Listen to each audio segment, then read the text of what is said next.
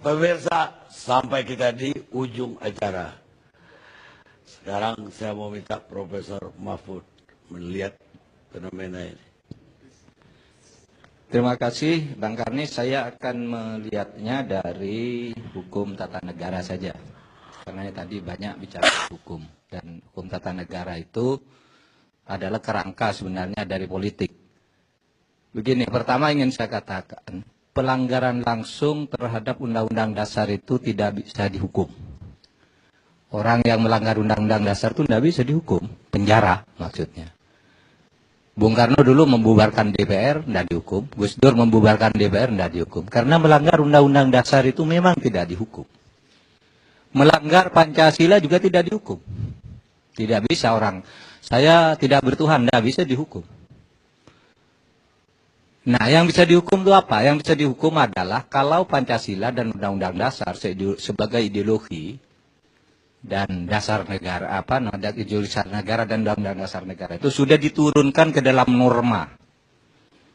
Jadi kalau sudah ini dijadikan undang-undang, baru orang bisa dihukum karena melanggar undang-undang, bukan karena melanggar Pancasila. Orang membunuh itu dihukum karena melanggar undang-undang hukum pidana, bukan karena melanggar sila kemanusiaan yang adil dan beradab. Orang komunis bisa dihukum karena ada norma yang melarang, bukan karena Pancasila. Oleh sebab itu orang mengatakan saya ateis, tidak apa-apa. Misalnya saya sekarang, saya tidak suka keadilan sosial, saya suka keadilan individual yang liberal, tidak apa-apa. Saya katakan sekarang, coba siapa yang menangkap saya? Tidak apa-apa. Yang bisa dihukum itu kalau sudah ada normanya. Nah, komunisme ini sudah ada normanya sekarang. Sudah dilarang oleh hukum di Indonesia. Komunisme, Marxisme, Leninisme. Itu sudah dilarang. Oleh sebab itu, saya kira tidak tepat kalau meminta polisi, lalu diminta tidak melakukan tindakan kalau ada pelanggaran hukum. Itu polisinya salah. Polisinya salah kalau dia tidak bertindak karena disuruh orang jangan bertindak. Karena ada opini begini dari masyarakat jangan bertindak. Polisinya salah. Jadi harus bertindak, dan polisi sudah benar melakukan tindakan-tindakan itu karena perintah hukum. Mungkin yang agak keliru adalah tentara. Karena menurut undang-undang tentara itu melakukan fungsi pertahanan. Pertahanan itu bukan penegakan hukum dan keamanan. Gitu. Tetapi memang ada caranya, yaitu dengan cara pembantuan. Tadi ada soal diperintahkan oleh presiden atau polisinya minta bantuan gitu. Tapi oke. Tetapi karena ini sudah ada normanya, yaitu norma pada masa lalu. Kenapa tokoh-tokoh PKI itu dihukum? Karena ada Undang-Undang nomor 11 tahun 63. Kemudian ada Undang-Undang Mahmilub, Undang-Undang nomor 16 tahun 63 yang itu diberlakukan oleh Bung Karno semuanya. Undang-Undang Mahmilub itu diberlakukan atas Kepres Bung Karno nomor 370 tahun 65. Ketika itu Pak Harto mengatakan, Bapak Presiden ini bahaya nih, PKI melakukan tindakan ini. Saya perlu Mahmilub dipakai undang-undang Bapak ini. Maka keluarlah Kepres. Tentara disuruh mengadakan pengadilan Mahmilub itu. Yang diadili satu putusannya final dan mengikat, tidak ada banding, tidak ada kasih. Yang kedua, dia juga bukan hanya mengadili militer, tapi mengadili orang-orang sipil yang melanggar ideologi negara. Nah itu satu. Nah, sekarang larangan terhadap komunisme, Leninisme dan Marxisme itu sudah dituangkan di dalam TAP MPR nomor 25 tahun 1926.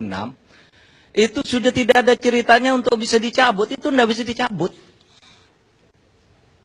Karena begini, TAP MPR nomor 25 tahun 66 dibuat ketika MPR itu berkedudukan sebagai lembaga tertinggi negara. Mengeluarkan TAP nomor 25. Nah sesudah itu ada amandemen Undang-Undang Dasar, TAP MPR ini tidak boleh lagi ada. TAP MPR yang sifatnya mengatur menjadi jenjang kedua dari tata urutan perundang-undang itu sekarang tidak ada. Gitu.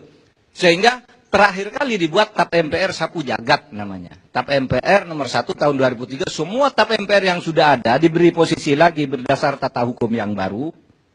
Lalu TAP MPR nomor 2 diberlakukan lagi, dan sekarang TAP MPR tidak bisa mencabut.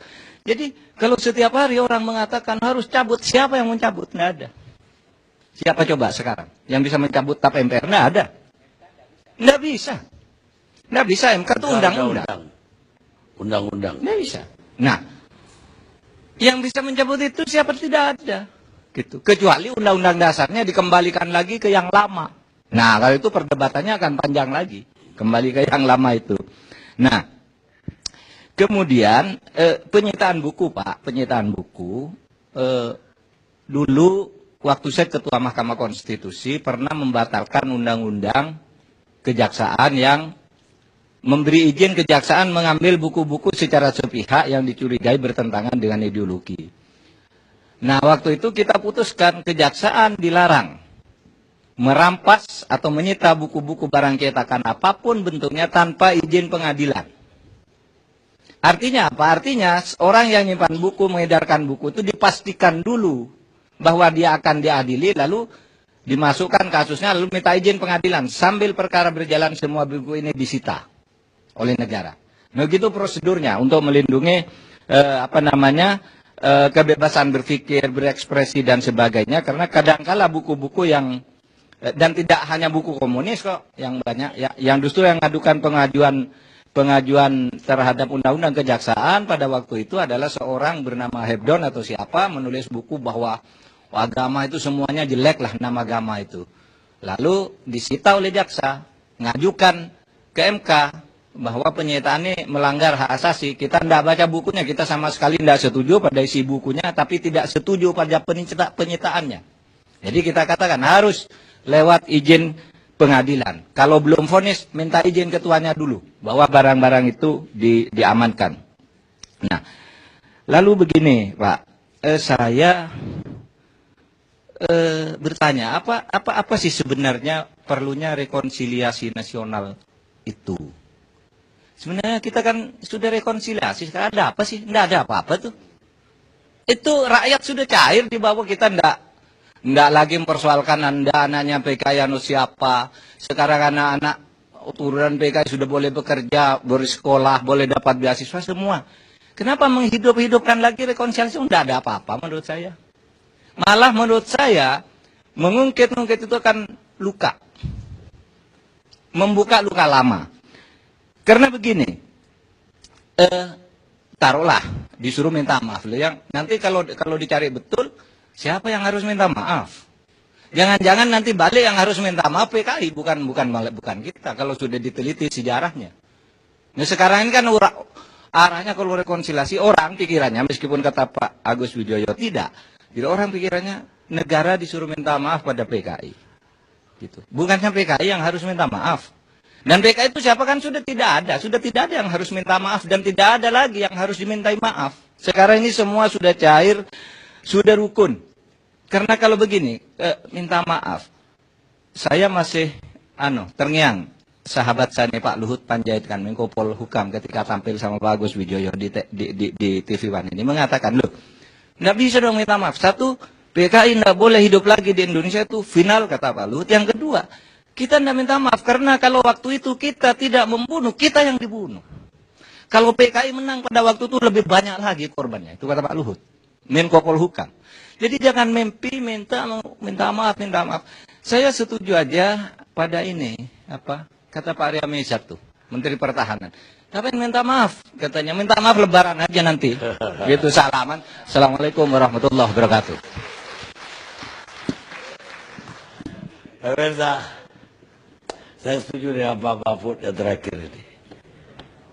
Karena semua orang suci itu punya masa lalu. Semua pendosa mempunyai masa depan. Kata Oscar Wilde, penyair Inggris. Sekarang Jenderal Endro Priyono untuk menutup acara. Terima kasih, Pak. Saya masuk dari generasi masa lalu. Saya terima kasih sekali bahwa Pak Karni itu sebagai putra bangsa yang mahaputra, ya, udah dapat mahaputra, bisa mempertemukan semua yang tidak konflik ya, tapi istilahnya bersilang pendapat. Masyarakat kita yang sifatnya paternalistik ini ya, selalu melihat ke sini, ke forum ini, karena forum ini menghadirkan para pelaku dan para tokoh yang bersilang pendapat. Yang saya harapkan supaya setiap kali sudah ketemu di sini, itu silang pendapat selesai. Jangan diterus-teruskan lagi. Saya lihat, pertama, ini saya kenapa terakhir, Pak? Sebetulnya udah selesai. Jadi tugas saya hanya ucapkan terima kasih. Nah, dan beberapa kesimpulan saja, saya bangga sekali bahwa generasi penerus kita ini pintar, cerdas, banyak pengetahuan. Hanya yang orang-orang tua perlu ingatkan bahwa dalam hidup itu tidak cuma pintar, tapi harus juga bijak. Harus bisa melihat keadaan lingkungan di mana dia berada. Jangan memaksakan kehendak karena dasar pemikiran yang cerdas. Secerdas apapun kalau lingkungan tidak bisa menerima, tidak akan bisa dilaksanakan.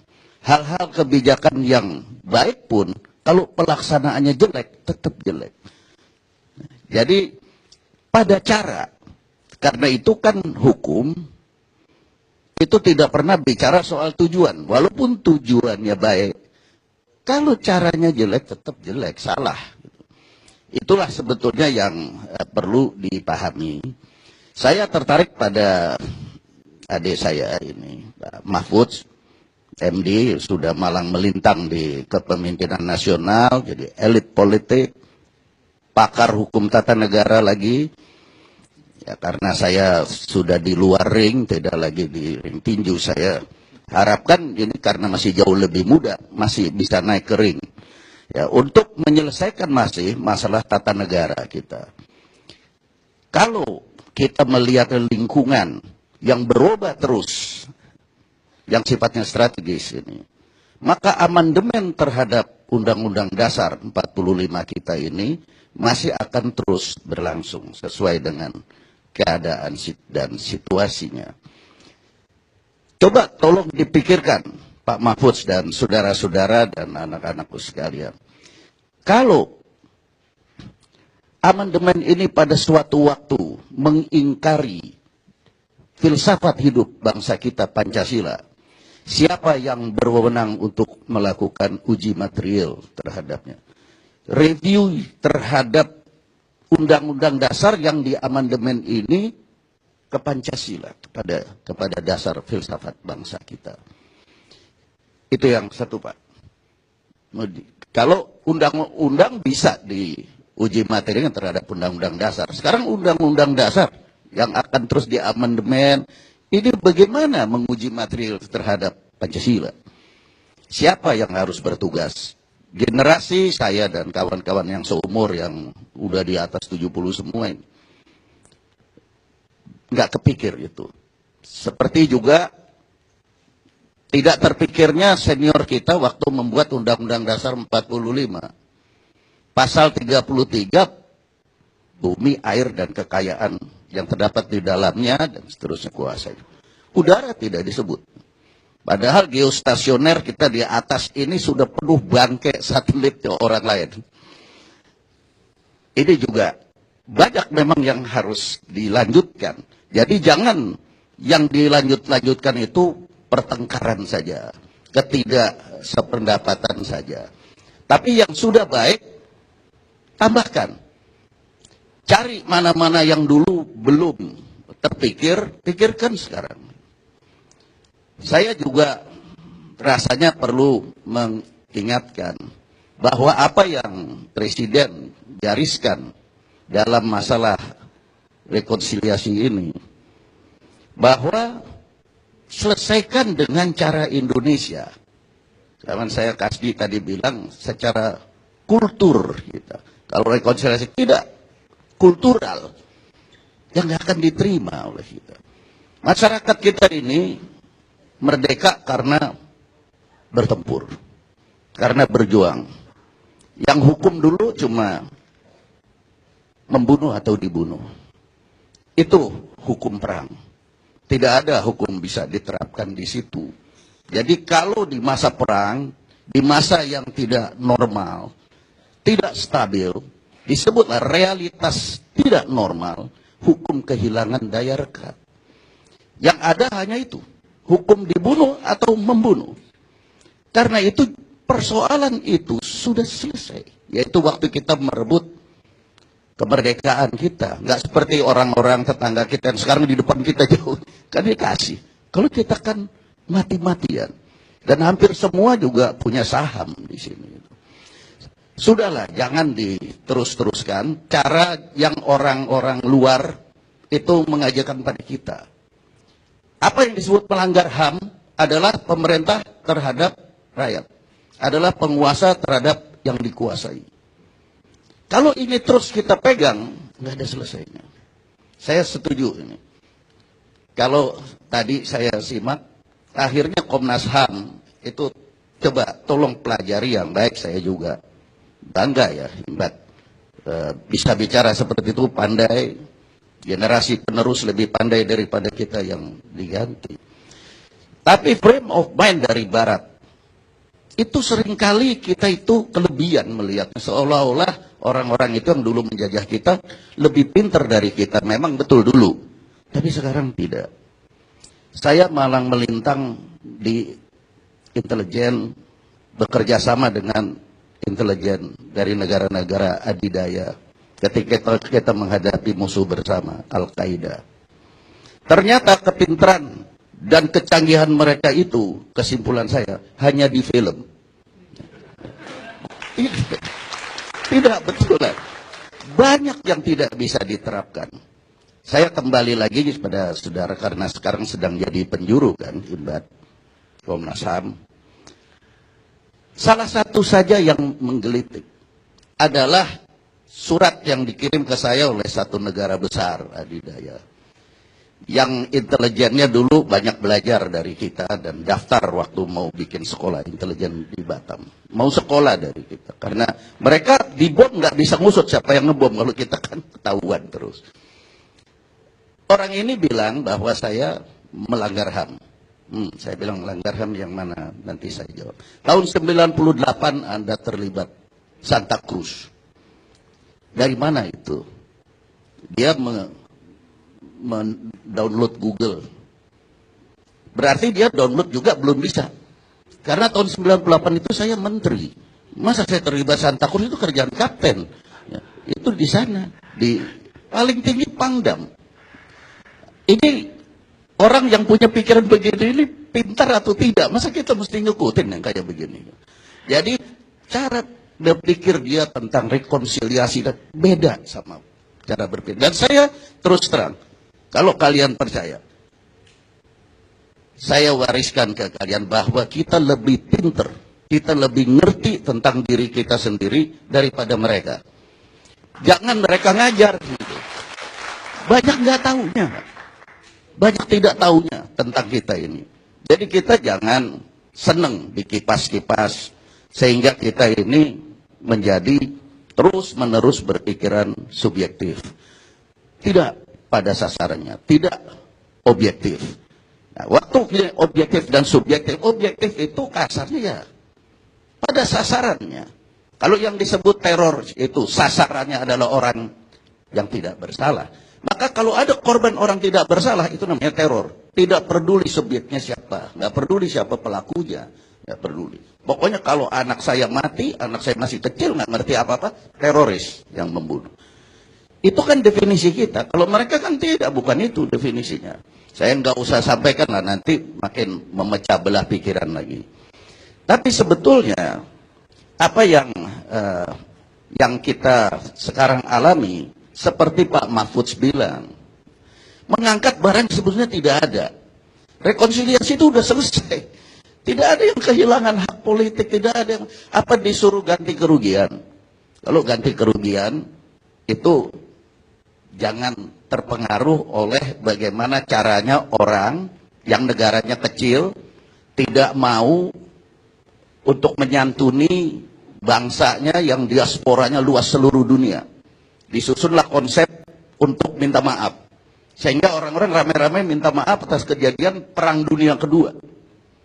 Dan negara-negara di mana diaspora dari bangsa ini berada, pada ganti kerugian, enak dia. Jadi bangsanya dia nggak usah dia kasih duit. Oh, itu negara-negara itu pada ngasih duit sendiri. Itu lihai. Makanya dia kalau jual otak dia nggak laku, karena dipakai terus. pintar itu, licik. Kita jangan ikut-ikutan yang seperti itu. Karena kalau kita minta maaf, betul tadi Pak Kasih. Lalu siapa yang harus minta maaf? Yang harus minta maaf di dalam pikirannya mereka, ya pemerintah. Pemerintah yang mana, orangnya udah pada mati. Ini kan penggantinya baru. Jokowi kan generasi penerus, dia nggak ngerti cerita itu. Tuh waktu PKI bubar, dia masih bayi. Disuruh minta maaf. Yang dimintain maaf siapa? PKI, mana orangnya? Udah pada mati. Ini karena subjektif pikiran. Pikiran subjektif. Ingin seru. Ini ada maksud apa di balik ini? Dan saya rasa banyak analisa kita. Tapi yang jelas bahwa ada yang main. Ada yang memang ngipas-ngipas. Kalau tidak, bangsa kita sebetulnya nggak ada masalah. Udah selesai. Nah, karena subjektivitas itu, maka muncullah skenario-skenario yang lucu-lucu. Gitu. Yang saya sebagai orang tua miris lihatnya. Kok bisa Agus Wijoyo, anak bapaknya, yang bapaknya korban PKI, kok dibilang dia melindungi PKI? Itu kan aneh tapi nyata. Karena ini harus berpikir udah subjektif. Karena memang tidak setuju dengan pikirannya saudara Agus Wijoyo. Kalau tidak setuju dengan jalan pikirannya, sasarannya jalan pikirannya, bukan orangnya difitnah-fitnah. Tidak setuju dengan pikirannya pemerintah atau siapa pemutus kebijakan, jangan kepada orangnya. Akibatnya presiden yang dipilih sendiri, yang memimpin kita sendiri, dituduh PKI. Dicari-cari, ada foto lah, ini foto, cari-cari. Yang lucu lagi, kebetulan saya senang juga. Di media sosial dibilang saya menutupi informasi Jokowi PKI. Kesatu, Jokowi bukan PKI. Kedua, saya itu sudah tidak mati saja menghadapi PKI. PKI-nya PKI gaya baru. Yang mimpin itu Sayyid Ahmad Sofyan Al-Barakbah. Itu PKI gaya baru yang lari di Kalimantan, bekas ketua Front Nasional. Lari Kalimantan, fusi dengan pasukan gerilya rakyat Sarawak yang komunis, pimpinan Lim Pukwi sama Bong Kicok dan Bong Hon, trio. Berfusi menjadi pasukan bara, pasukan barisan rakyat. Saya kira TNI yang segenerasi dengan saya dan di atas saya, dan ada beberapa yang di bawah saya juga ikut ke sana dan ikut makan pelurunya mereka, termasuk saya, ikut kena luka-luka berat. Kok saya melindungi PKI?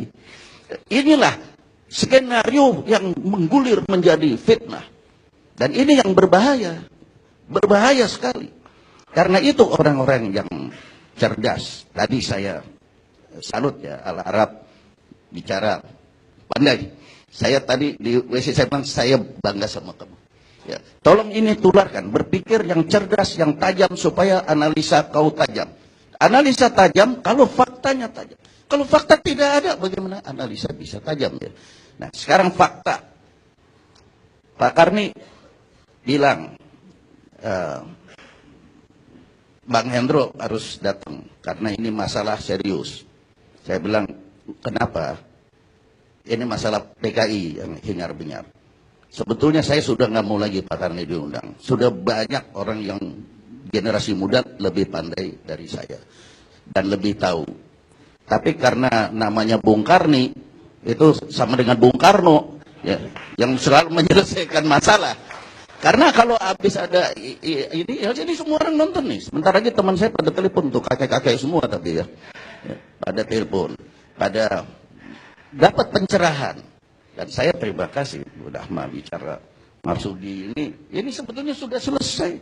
Tadi Pak Safi Ma'arif juga sama-sama saya di Muhammadiyah sama dia, itu dosen Muhammadiyah. Ya, Hairul, saya terima kasih. Cuman ada sedikit Pak Hairul, yang sedikit. Hentikan, kata Pak Hairul, pendekatan intelijen dalam menyelesaikan masalah ini. Intelijen nggak bisa berhenti Pak, karena intelijen itu melekat sama orang. Karena itu mata dan telinga. Jadi kalau kita berhenti suruh buta sama suruh tuli gitu kan nggak betul. Gitu. Di mana saja pendekatan itu hanya 3, yaitu pendekatan keras, pendekatan lunak, dan pendekatan cerdas. Kalau pendekatan lain-lain, pendekatan intelijen, pendekatan itu bisa saja dari mana saja, dan intelijen itu harus selalu melekat.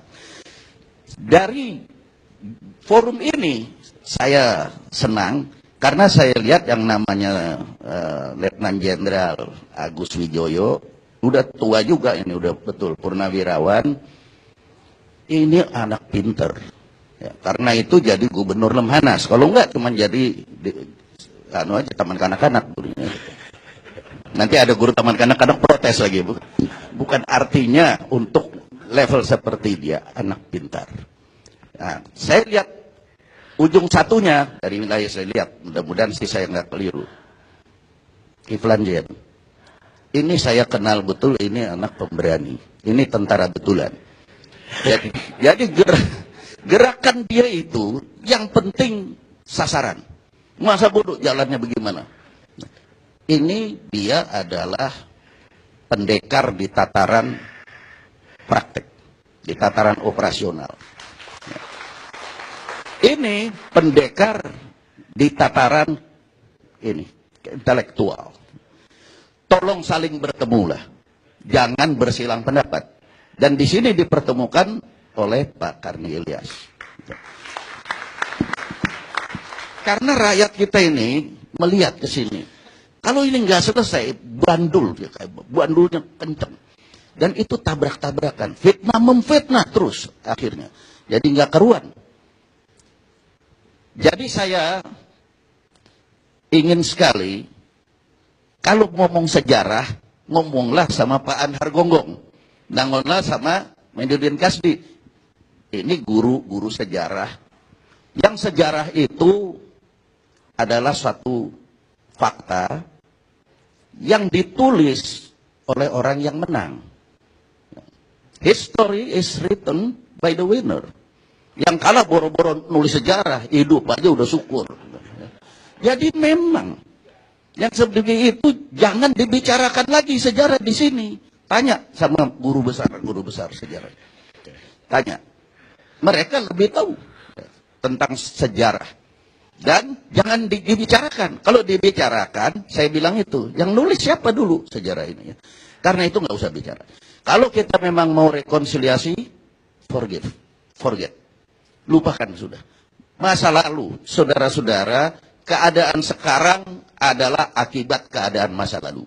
Generasi sekarang adalah tanggung jawab generasi masa lalu. Jadi yang tua seperti saya ini yang minta maaf atas nama yang tua-tua, saya minta maaf kepada generasi muda. Gitu. Karena apa? Karena meninggalkan masalah yang masih dipertengkarkan. Sebetulnya masalah itu tidak ada yang harus dipermasalahkan. Sampai masalah ini dibikin sebegitu rupa, bisa-bisanya kita memfitnah orang yang sebetulnya orang tua kita. Bagaimana? Itu udah durhaka itu.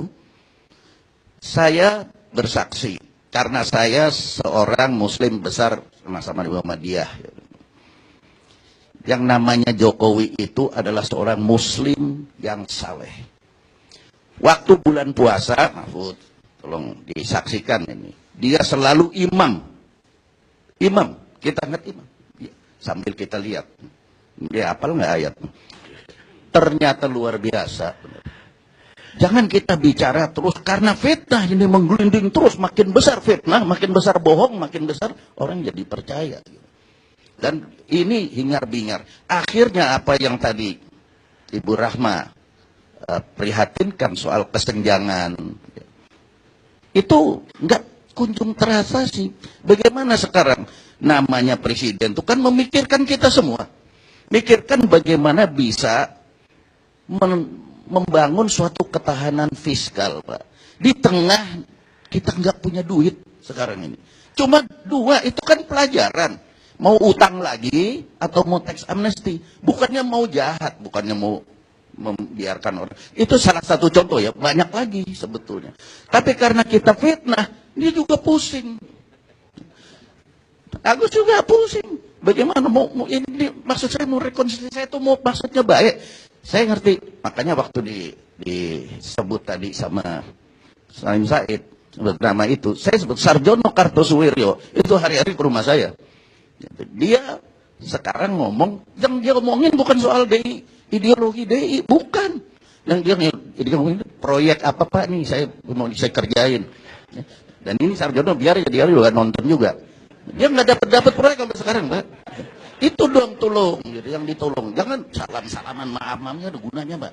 Gitu. Ya, sudah, mereka udah cair, mereka sekarang Agus juga saya harapan ini saya bilang kebanggaan saya karena juga nih Agus, saya barusan dapat dari sosmed nih, medsos bahwa itu Agus Wijoyo dicurigai. Kita harus curigai, itu bukan anak bapaknya. Nah, gimana? Itu keterlaluan itu. Dosa itu terhadap ibunya.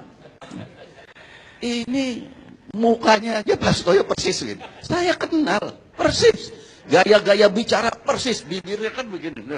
Persis. Persis. Dan pamannya itu Profesor Kunto Wibisono, promotor saya waktu saya jadi doktor untuk filsafat. Ya saya terima kasih sekali lagi Pak Karni Ilyas. Terima kasih saudara-saudara sekalian. Dan saya mohon sudah hentikan. Semua rumor seperti sekarang ini tidak ada gunanya. Sudahlah. Mahfud bilang rekonsiliasi itu sudah selesai. Semuanya udah dapat. Paling jadi anggota DPR juga, jadi menteri juga. Nggak ada halangan apa-apa. Dan TNI juga, TNI ini pintar sekali ngomong. Saya bilang, kamu ngalamin nggak? Enggak. Orang juga masih kemarin. Ya, masih bintang 2, harus 2 lagi baru sama saya. Nah, mudah-mudahan karena pinter. Kalau saya kan karena sisa-sisa masa lalu. Ya, sudahlah, tidak usah ngungkit-ngungkit hal-hal yang kalian juga tidak tahu benar. Ya, sudah selesai. Ini sudah selesai Pak Karni. Mudah-mudahan keluar dari sini kita betul-betul rekonsiliasi lahir batin Islam.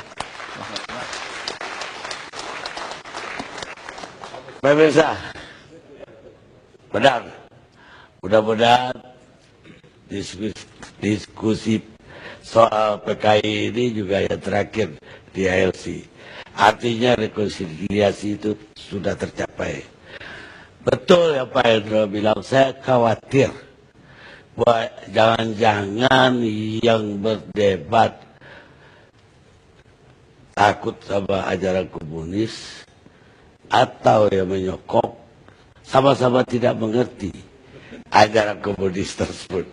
Konyol sekali saya pikir. Karena dari pembicara tadi pun ada yang merujukkan antara Karl Marx dengan Lenin. Itu gak mungkin karena Karl Marx itu 1800-an. Lenin dan Stalin udah 1900-an.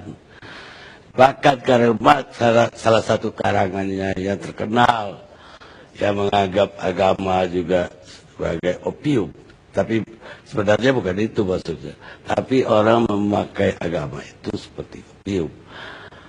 Itu 1844. Itu 100 tahun sebelum Stalin.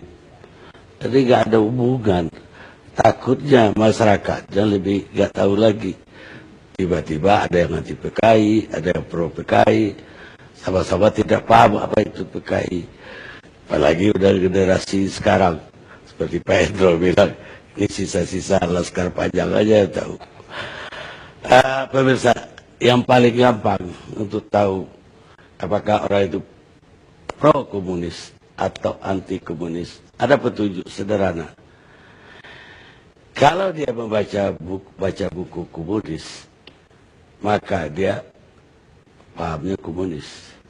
Tapi kalau dia sangat paham ajaran komunis, dia ini anti komunis sebenarnya. Kata Ronald Reagan, Presiden Amerika, kita ketemu LC yang akan datang.